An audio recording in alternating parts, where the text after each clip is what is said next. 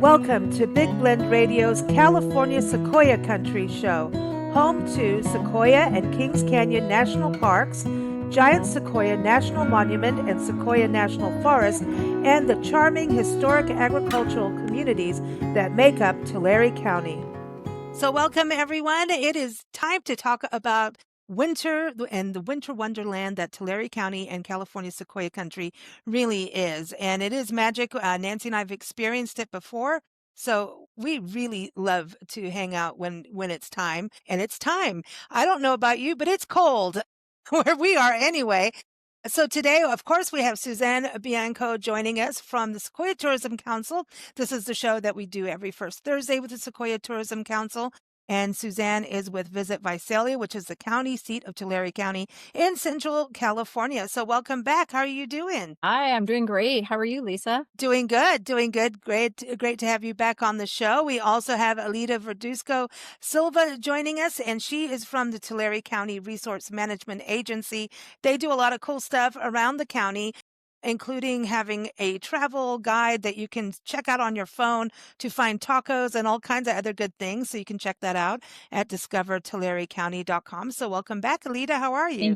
I'm doing well. Thank you so much for having us again. Good to have you back. We're going to be talking a lot of events and all kinds of experiences, including Sequoia and Kings Canyon National Parks. Of course, we can't leave that out, and we are so happy to have Holly Strite back on the show. How are you, Holly? Hey, Lisa, doing great. Doing good. I'm so glad to have you here, and everyone should know this, nps.gov/SEKI. Isn't that important, especially this time of year, because snow may be falling in the national parks and in Sequoia National Forest and the Giant Sequoia National Monument, which means your tires of your cars get to wear bracelets. And some of us may need to know how to put them on.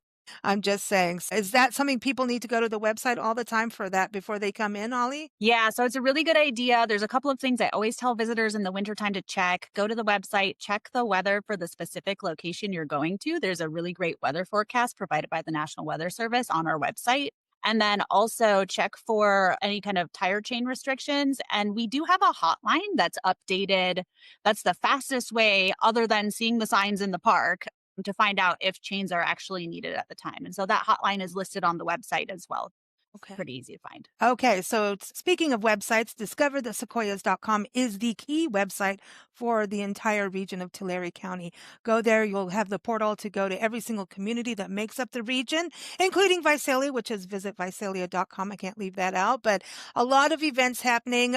Holly, you've had some snow in the parks already, right? Yeah, we have had some snow. It's been a little while. So not a ton of snow. The snow play areas don't have any like sledding snow right now, but all the trails at a little bit higher elevation, anything that starts out of Grant Grove or Lodgepole area, Giant Forest area, does have snow on the trail. So we're also encouraging folks to bring their foot traction devices because it's been packed down and some places can be a little icy also. Yeah, we need that different footwear. I've done hiking in ice without the footwear, and my butt ski hurt after that. I'm just going to say, right. Sliding on ice is a whole other experience. Not only do you get really cold, but your butt ski will hurt the next morning. I'm just saying. Yeah. And travel with hot chocolate. What do you think? Hot chocolate for the trails? Sure. Yeah, that's a great idea. Yeah, I remember last year, Holly, you talked about hiking in the snow. And what a magical and different experience that is for people because people always think go to the forest in the summer, but winter has this entire different magic to it. It's so much magic. It's a magical time for like the visual beauty of the sequoias with that blanket of snow. And after a fresh snow, another reason to check the weather is to kind of look for a fresh snow too. Maybe come the next You morning. want to be the first person. Yes. And when the sun is shining on a fresh snow the next day and like all of the little like snowflakes and drippings of the sun melting from the canopy of the sequoia is just incredible. And you can hear it. It's a whole immersive experience. So I really recommend keeping your eye out for that next day snow if you're local and if you can do that. Yeah, that's cool. That's cool. Now, Suzanne, you and I have talked about this before too. One of your things is to actually catch like the New Year's sunrise. Yes, absolutely. I think some people really try and do this every single year, but watching the sunrise, especially on New Year's Day. So starting out your 2026 on the right foot, watching the sunrise over the Sierra Nevada is really magical. It's almost like there's a neon light behind the mountain range and every little crag shows. It's really, really beautiful. It's a really spectacular way. I've done that. Yeah, every time we go, it's pretty much we get there for sunrise and you can see the sunrise as you're going up into the park, which is super cool. And but it is best to be sitting out and being able to enjoy it and, take your champagne, but don't tell Holly. I didn't do it. If you can get to the top of Morro Rock, that just is icing on the cake. My gosh. Okay, Holly, can we do Morro Rock in the snow? Or is that like, am I going to slide on my butt ski? Yeah, so it really is super weather dependent, but sometimes it's safe, sometimes it's slippery.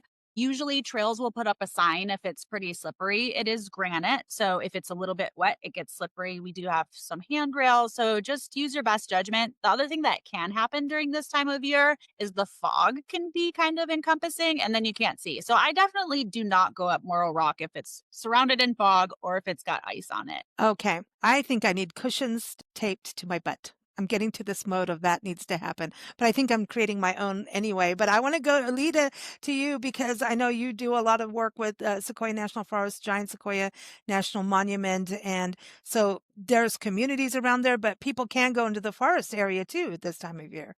Definitely, such a great option as well to add on to your trip to the Sequoia National Park. There's also the Sequoia National Forest nearby. It's easily accessible if you drive up through Porterville along the State Route 190. It's being termed the Mighty 190. So if you drive through Porterville, you might make a stop and get some of the stolen bread that's coming in from Three Rivers into Porterville, Primers into Staffords. That's definitely a good stop there to grab a goodie and maybe some hot cocoa. On the way up, you'll hit Springville. Every Saturday they have a farmer's market. So you keep going past Springville and typically Balch Park would be open. Right now they've already closed for the season. That's another great Tulare County park where you can see the giant sequoias. We have a great grove of giant sequoias there. They're closed for the season. So if you keep going up the 190, you'll hit the communities of Camp Nelson, Pure Point Springs. And in those communities, you'll be able to enjoy numerous different groves where you could also see the redwoods there. And in Pure Point Springs, we had the Pure Point Bar and Grill that just opened up an art gallery. So if folks want to stop by, enjoy maybe some wine and cheese, maybe an amazing meal. They have also cheeseburgers. They have a range of different menu items from more on the fine dining side to the American fare. They've also opened up an art gallery to showcase local artists. So they have an exhibition called Heaven to the Sierras right now. That's artist Trish Logan showcasing her photography. If you keep going past that, you'll pass Ponderosa, and then you'll hit the Giant Sequoia Monument, where you'll hit the 1,200 Giants. Now, we remind people to check road conditions. The Tulare County Resource Management Agency maintains aspects of the road past the 190. At one point, it's Caltrans, so we encourage people to check Caltrans road conditions, just as they would with the park for any road conditions heading up to the park.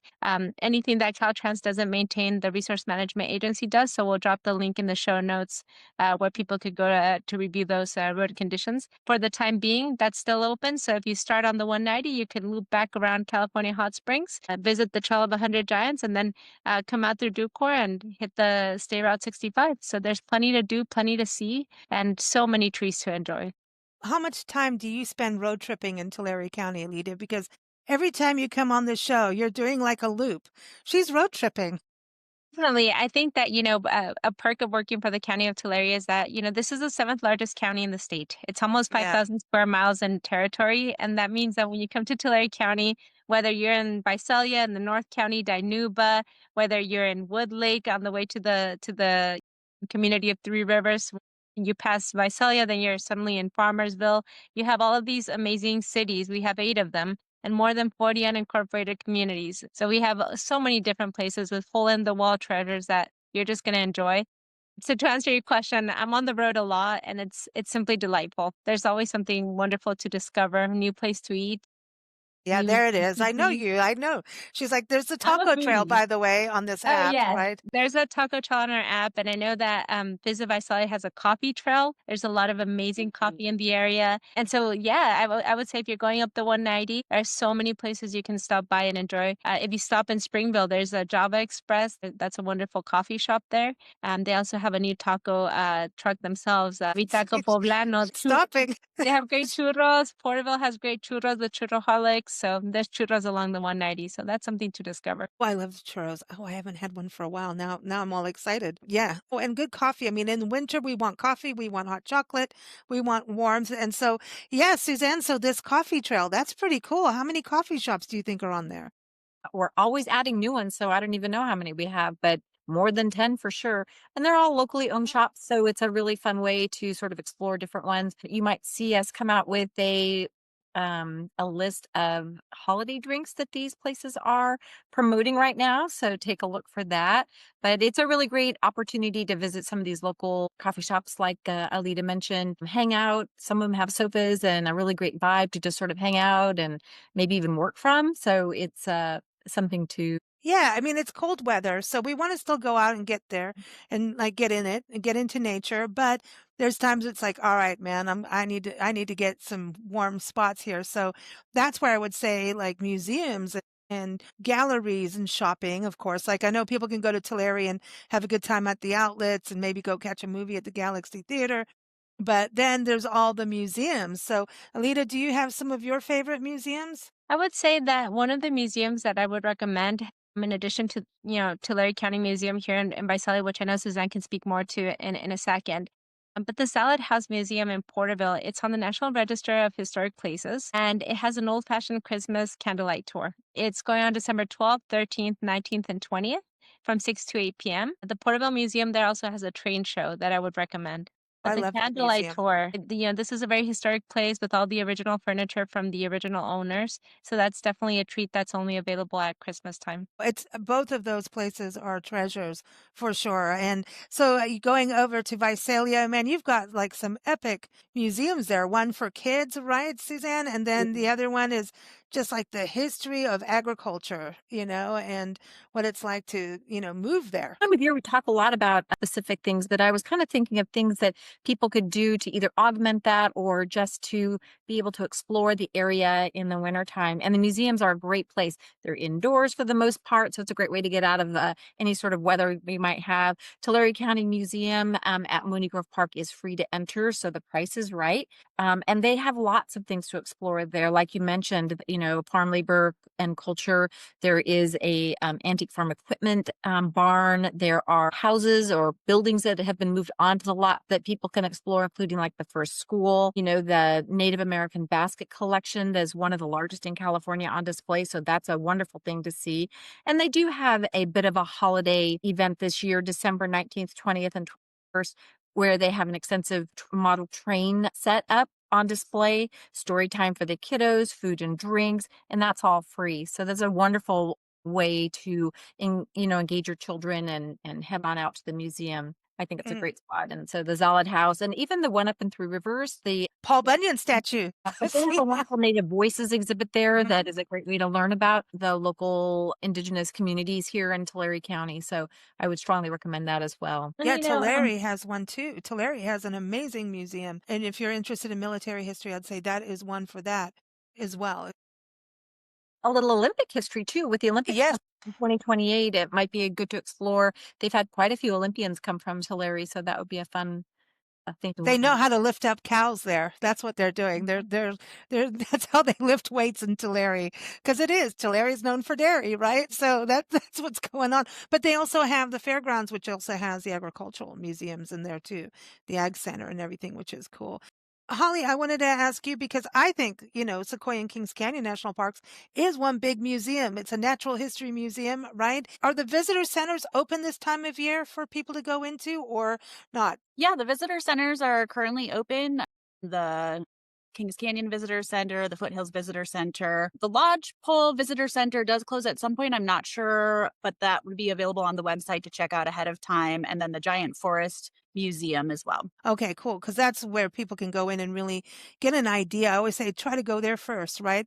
Or after Yeah. sunrise, if you're starting at sunrise, go in Yeah. there, right? So now Yeah. are bears hanging out in the park? I haven't seen any bears lately. They moved down earlier to get ready for the winter, gathering their acorns. So a lot of times, like they're a little bit more inactive in the winter. So they're like bedded down, but you could still see one. They could still be out and about. They don't fully hibernate here in Sequoia and Kings. Okay. Do they take acorns and kind of take them with, like, do they set up a little, a little, Little stash? yeah, a little stash of acorns? Well, because, squirrels do that and they're crazy. And then they forget where Under they stored them. woodpeckers. Yes. Like down in the area that I work in is in the foothills in the headquarters building right next to the Mhm. Foothills Visitor Center. And the acorn woodpeckers just have stashes of acorns in every little crevice of the building you can imagine. And the light switches, they're just shoving them in as much as they can. But I That's don't funny. know. I don't know that bears do that. I don't know if they have if they shove them in their cheeks and carry them up. I'm not really sure what the bears are doing with the acorns, to be honest. I bet they eat them like beforehand. On the pounds, just Yeah. I'll go hang with them. I'm doing good at that. All right. So speaking of birds, Suzanne, you're telling me there's some birding events coming up. And that's really because you're in California, as much as we're talking about snow and watch for weather conditions and, snow chains and all of that. The birds from up north are going, hey, y'all, it's warmer in the snow country in California. So, yeah. Great time of year for people that are bird watching enthusiasts. Couple of different things that they can do. Of course, the Pixley Wildlife Refuge has the sandhill cranes that migrate here or stop here on their migration route in the wintertime. So it's a perfect time to see that and all of the other wildlife out at the Pixley Wildlife. But Sequoia Parks Conservancy also hosts a Christmas bird count in Sequoia National Park, and they need volunteers to help them do that. So it's a free one-day event, I think. You can come in and come early in the morning, and they deploy you into a certain area, and you do exactly what it says it does, count birds. So really fun. They tell you all the different species that are there in the park. And so it's a really fun way to get to know the park a little better, find out what sort of wildlife is in our parks, and really help with gathering the data that the parks need in terms of what the bird counts look like. Well, you all know, just go hang out at Holly's office. Woodpeckers. It's like, okay, I scored. I got like 20 woodpeckers in 1 hour. all the woodpeckers. On December 20th is when that event happens, and that happens every year. Okay. So Very if cool. it doesn't work for this year, they can put it on their calendar for next year to think about doing that. I think it's a really fun activity. Well, January 5th is International Bird Day. That's kind of like, it's always after the Christmas bird count, always January 5th. And it's a big deal because it's about celebrating birds around the world because they do migrate. And so if you miss the bird count, you could go do your own bird count in Sequoia and Kings Canyon and the forest areas as well. And don't forget to do it even in the communities, because one thing I know, and I do love watching birds, but I can't consider myself like the bird. I have to call friends. Let's just put it. I use Merlin, and Seek or iNaturalist and all of that, but I still have to call a friend. And every time I'm like, get your bird book out. She's like, okay, what do you have? I have to give the exact descriptions. But January 5th, it's a good time to get out and check out in the communities as well, because you guys have farmlands and birds love agriculture and they hang out there. And I know we're talking winter, but you guys go into spring pretty quick with all the nut trees starting to bloom and all of that. So when we talk winter, just remember that it goes from snow to like nut blooms, like almonds in blossom, right in February, isn't it? That time frame. Yeah, mid-February is when the almond blossoms start. But yeah, going back to where you can see a lot of wildlife, there are several preserves. Like if you see the park where you're not able to get all the way up because it's stormy weather, consider some of the preserves that are around. Kauai Oaks Preserve is a wildlife habitat that is really what the Central Valley floor looked like maybe 200 years ago. So that's a good opportunity there, or out at Dry Creek Preserve, and the two lakes, Kauai Lake and Success Lake down in the Porterville area.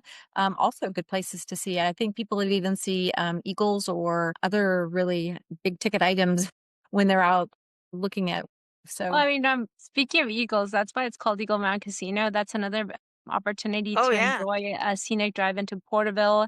It used to be in the Tulare River Reservation, but the Tulare River tribe moved it down into Porterville. They're definitely going to have a New Year celebration, so that's another place to celebrate the New Year and ring it in with a great celebration. It's called Eagle Mountain because there are so many eagles on the That's mountainside. awesome. And another thing I wanted to mention is that this is such a great region to cycle. I've gotten back into cycling myself, and there are just so many places you can cycle. In Visalia, there are a lot That's of bike because lanes she's all been over the doing the city. taco trail. Sorry. Yeah, trying to definitely get in shape, definitely. And there are so many scenic places to take your bike to. So that's another opportunity to enjoy Tulare County by bringing your bike along or finding a running group. We have running groups in Porterville, Visalia, Woodlake. A lot of the cities have running groups. So if you're just visiting our region and just going to be here for a moment, check us out on Facebook. Sequoia Tourism Council has its own Facebook, but there are so many other events being put on by others where you can get active and meet some of us locals. Even if you're just here for a moment, we'd love to welcome you to enjoy some fitness Well, opportunities here. I love that because so many people do end up moving to where they fall in love with on vacation, right? And I know just about so many people cycle and take their bikes with them on the road. It's like, okay, we've got to take the bikes because that's a huge way of exploring and exploring places in kind of a slow motion way where you get all the senses, just like hiking. You can smell where you are. I know that sounds weird, but you can taste the air, you know where you're going, and so cycling and doing the trails, and that's how you get to learn the communities. You get to know your way around. So, but just stay in your lane. I'm just kidding. Such a good point. It's just the drivers who have to behave, I think, more than anything. But you brought up the Eagle Mountain Casino, and the last time we went there was before they moved. Did they put their hotel in yet? Because I know It's they were. coming. They're Oh, very cool. soon. They've broken ground for the new hotel. There's going to be a new hotel in the South County, as we call it here in Tulare County, and those communities are going to enjoy that opportunity. So that's happening in the year to come. I believe. I'm not sure what the opening date is yet, but they're busy at work with that. In the meantime, they have numerous restaurants like the River Steakhouse. Yes, Dining awesome. at its best. They have the Mhm. Tap House, the Acorn. They have live entertainment, live music every day of the week. And Awesome. speaking of Porterville, they also have a really quaint downtown as well. Springville does too. Those communities have these quaint downtowns. Exeter as well. Exeter is a community with a very vibrant farmers market as well, and downtown activities. So there's a lot to do throughout the whole region. Yeah, and murals. It's a good time to do the murals. If you're cold, you can drive around and take photos of the murals, and the sculptures, especially in Exeter, but all the communities have amazing outdoor public art. And Suzanne, we were talking about entertainment, right? And I'll just say the last time we went to Eagle Mountain Casino, I won money. But anyway, yeah, it was fun and it was good. But tell us a little bit about what's happening in Visalia because you guys have a lot of entertainment, especially with the Fox Theater being right there. Yeah, well, throughout the county, there's lots of opportunities for entertainment. Wonderful theaters throughout. Here in Visalia, of course, we have the Visalia Fox Theater, sort of an icon here on Main Street, and there's many live performances that people can take advantage of this winter. The Sequoia Symphony, there is ballet, family movie nights, comedians, musical groups. All are scattered throughout the county, so you could certainly, live theater at the, different performance theaters. That's stage theaters. Is that what you call that? So I would definitely encourage people to check out the events calendar and see what kinds of live performances are happening when they're visiting. I mean, they're really spectacular shows. That's awesome. I think Mm. I love live entertainment.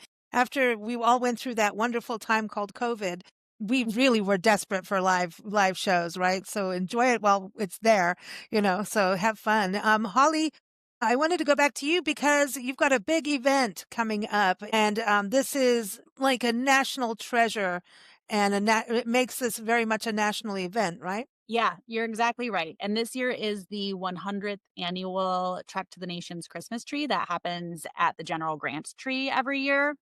And it's an event that's put on in coordination with the city of Sanger. So it's based on this really wonderful story about a little girl who thinks that the General Grant tree looks like a Christmas tree. It ends up getting proclaimed as the nation's Christmas tree, but also from the park side and from a very, I guess, military history side, it is also the only dedicated living shrine to our service members from our country who have died in service to the country. So it's really special. So there's kind of like a Christmas tree celebration from the city of Sanger, and then the NPS has a veteran ceremony, and I will actually get to lay the wreath this year, which is really exciting.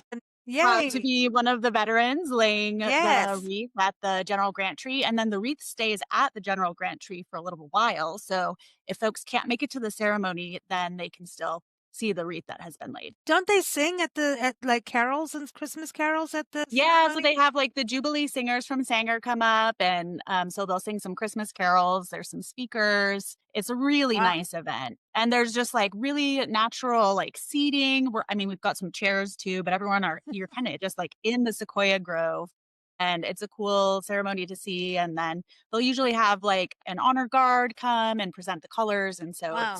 it's really nice. It may Yeah. look small relative to the tree, but it's a really big wreath. Big wreath. Honestly, I'm a little bit nervous. I've been doing some upper body strength training to get ready. to Okay, carry you've this got to go to wreath. Tulare and lift some cows. Yeah, I've got to lift the cows. Next thing you know, Holly's in the Olympics. We will put her in the Guinness Book of Records for lifting the biggest wreath. I love that. But no, but isn't the wreath made by the Park Service? Yeah, it is. So it's made out of cedar boughs that are collected. Our tree crews go out and collect some cedar boughs, and then some of the interpretive sap. It's also really cool because so many different people from the park are involved in putting this event on. So it's a really like collaborative time for us as a park to get to see everybody, because the park is huge. So there's people that we don't see for a lot of the year that are working in the same park but are 2 hours away from us. So That is yeah. really, really special. So everyone, nps.gov/SEKI is the website to check everything that's going on. And if you want to go camping in the snow, you can do it, right, Holly? That's right. We've got Potwisha doesn't typically get snow. Once in a while it does, but that campground is open year round. And then up in Grant Grove, Visalia is also open year round. There's a few campsites that are available. And some people really like to do that. Yeah. Power to them. No, but she'll go for the sunrise, That's the thing. That's awesome. That's awesome. Again, everyone visit Visalia.com, and then for Tulare, and go get the app from there too, because that is super cool for everyone. DiscoverTulareCounty.com. But here's the main website is DiscoverTheSequoias.com. As always, all these links are in the episode notes. And thank you so much, everyone. We will be back in 2026 to kick off the new year by a trip to the Sequoias, right? So that's our next show date. And I can't think of a better way to start a show, but really think about everything that we can do in Sequoia and Kings Canyon National Park, Sequoia National Forest, Giant Sequoia National Monument, and the entire county of Tulare County. So that's going to be awesome. So take care, everyone. Happy holidays, and thank you. Happy holidays. Thank you for joining us here on Big Blend Radio's California Sequoia Country Show. New episodes air every first Thursday at 4 p.m. Pacific Time. You can keep up with the show at bigblendradio.com, but also plan your Tulare County escape. Go to discoverthesequoias.com.